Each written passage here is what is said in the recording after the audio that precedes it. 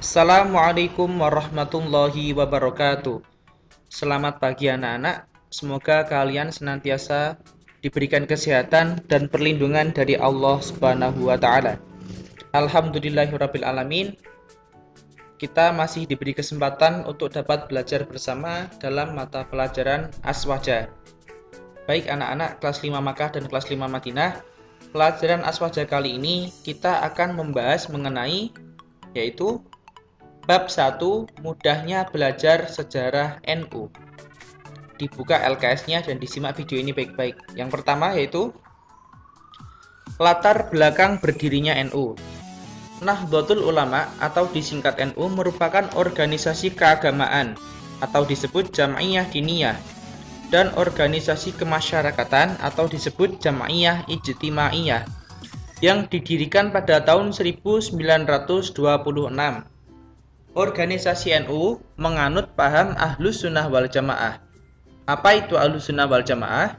Ahlus Sunnah wal Jamaah adalah pengikut ajaran Islam yang berlandaskan para sahabat dan khulafaur rasyidin, atau dalam pandangan NU, Aswaja dianggap sebagai ajaran yang murni. Oke, untuk selanjutnya, tujuan berdirinya NU. Tujuan berdirinya NU yang pertama, 1. Mempertahankan dan menyebarluaskan paham Aswaja. Sebagaimana kita ketahui bahwasanya NU menggunakan paham Aswaja, otomatis pasti NU akan mempertahankan dan menyebarluaskan paham Aswaja ini. Suatu ketika pernah paham Aswaja ini akan dihapus oleh Raja Arab yang saat itu memimpin, yang bernama Raja Abdul Aziz bin Abdurrahman As-Saud yang beraliran Wahabi. Beliau berniat untuk menghapus paham Aswaja dan menggantikannya dengan paham Wahabi. Sejak saat itu, para penganut paham Wahabi memaksakan kehendak agar ajaran-ajaran Wahabi dilaksanakan di kota suci umat Islam, yaitu Mekah. Mereka melarang bermadhab dan melarang pembacaan berjanji yang biasa dilakukan oleh aliran Aswaja. Mereka juga akan membongkar makam para pahlawan Islam agar tidak diziarahi oleh kaum muslimin. Otomatis ulama-ulama beraliran Aswaja menentang dan berusaha memperjuangkan paham Aswaja agar tidak dihapus dari kota suci Mekah. Para ulama mengirimkan surat resmi tertanggal 5 Syawal 1346 Hijriah kepada penguasa Hijaz untuk menyampaikan permohonan. Apa isi permohonan tersebut? 1. Agar tetap diberlakukan kebebasan bermadhab di Hijaz dengan mengikuti salah satu dari 4 madhab dan tidak ada larangan bagi masuknya kitab-kitab yang berdasarkan ajaran 4 madhab tersebut, yang biasa kita kenal dengan fikih 4 itu, yang biasa kita anut sebagai aliran Aswaja. Yang kedua, agar tetap dilestarikannya tempat-tempat bersejarah, baik itu makam-makam pahlawan Islam dan makam-makam ulama-ulama terdahulu yang beraliran Aswaja. Seperti kita ketahui, dari organisasi NU sendiri mengirimkan Kiai Haji Wahab Hasbullah untuk mengikuti perjanjian Hijaz tersebut agar memperjuangkan aliran Aswaja dihapus oleh paham Wahabi. Dan dengan diutusnya Kiai Haji Wahab Hasbullah tersebut memberikan hasil yang memuaskan bagi Nahdlatul Ulama khususnya atau aliran Aswaja secara umumnya, sehingga aliran Aswaja tetap diperbolehkan untuk dilaksanakan oleh pengikut-pengikutnya. Itulah salah satu tujuan berdirinya Nahdlatul Ulama dan perannya bagi Aswaja di dunia. Tujuan yang kedua itu memurnikan pemahaman syariat Islam. Kita ketahui, sejak pemerintahan Raja Ibnu Saud berkuasa di tanah Arab, ternyata membawa dampak besar terhadap perkembangan ajaran syariat Islam di dunia, khususnya di Indonesia. Banyak bermunculan paham yang menggerak-gerakkan anti bermadhab dengan hanya menggunakan Al-Quran dan hadis sebagai sumber pengambilan keputusannya. Mereka tidak menggunakan ijma, qiyas, dan juga yang lain-lainnya yang sebagaimana diikuti oleh aliran Aswaja. Hadirnya NU di sini untuk memurnikan pemahaman syariat Islam, mana telah dimasuki aliran-aliran Wahabi. Dengan adanya NU ini meluruskan dengan memberikan pemahaman yang benar mengenai syariat Islam, menjelaskan bahwasanya bermadhab itu boleh,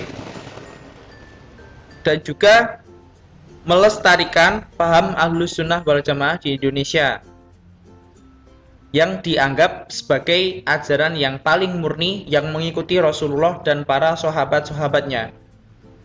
Peran NU yang ketiga atau tujuan berdirinya NU yang ketiga yaitu mempersatukan umat Islam. Oke. Untuk selanjutnya tujuan yang keempat yaitu mewujudkan rasa tanggung jawab terhadap dunia Islam. Sebagaimana tadi Komite Hijaz yang dihadiri oleh Kiai Haji Wahab Hasbullah ikut andil dalam menyelamatkan paham Aswaja di dunia dengan mengirimkan Kiai Haji Wahab Hasbullah memperjuangkan aliran Aswaja dengan mengikuti perjanjian di Hijaz untuk menyampaikan aspirasinya kepada raja yang berkuasa tadi, yang beraliran Wahabi. Yang selanjutnya tujuan dibentuknya NU yang terakhir yaitu mengusir penjajah. Kita ketahui pada saat itu Indonesia sedang dijajah oleh Belanda dan juga dijajah oleh negara-negara asing lain seperti Jepang, Inggris, dan lain-lainnya. Oleh karena itu pendiri Nahdlatul Ulama Kiai Haji Hasyim Asy'ari membuat gerakan organisasi Islam yang akhirnya diberi nama Nahdlatul Ulama atau Kebangkitan Ulama, dengan tujuan salah satunya adalah memperjuangkan kemerdekaan Indonesia melawan penjajah di bawah naungan organisasi Nahdlatul Ulama atau disingkat NU.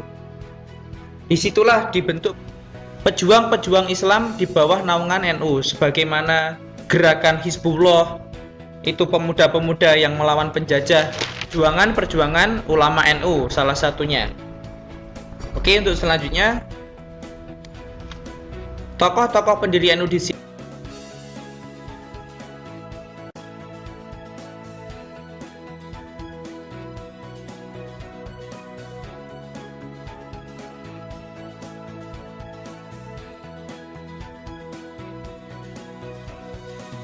Gagas Nahdlatul Ulama yang pertama kalinya.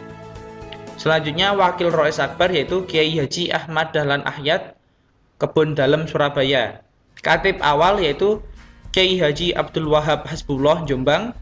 Khatib Tsani Kiai Haji Abdul Hamid, Cirebon. Akwan diantaranya Kiai Haji Mas Alwi Abdul Aziz, Surabaya.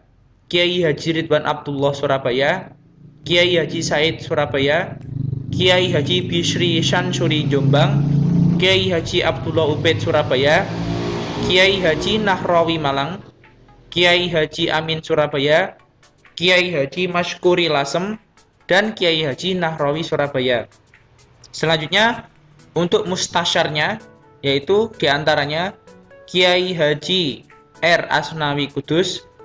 Kiai Haji Ridwan, Semarang. Kiai Haji Mas Nawawi Sidogiri, Pasuruan. Kiai Haji Doro Muntoho, Bangkalan. Syekh Ahmad Gonaim Al-Misri, Mesir. Kiai Haji Raden Hambali, Kudus. Untuk tanfidiyahnya yaitu diketuai oleh Haji Hasan Gipo, Surabaya. Penulis Muhammad Siddiq Sugeng Judowirjo, Pemalang, dan bendaharanya yaitu Haji Burhan, Gresik. Untuk pembantunya diantaranya yaitu Haji Soleh Jamil, Surabaya. Haji Ihsan, Surabaya. Haji Ja'far Alwan, Surabaya. Haji Usman, Surabaya. Haji Ahzab, Surabaya. Haji Nawawi, Surabaya. Haji Dahlan, Surabaya, dan Haji Mangun, Surabaya. Demikianlah penjelasan materi Aswaja di bab pertama. Jelasnya kalian bisa membuka buku LKS-nya, dibaca lebih lengkap lagi dan dipahami. Sekian penjelasan dari saya, kurang lebihnya saya mohon maaf. Wassalamualaikum warahmatullahi wabarakatuh.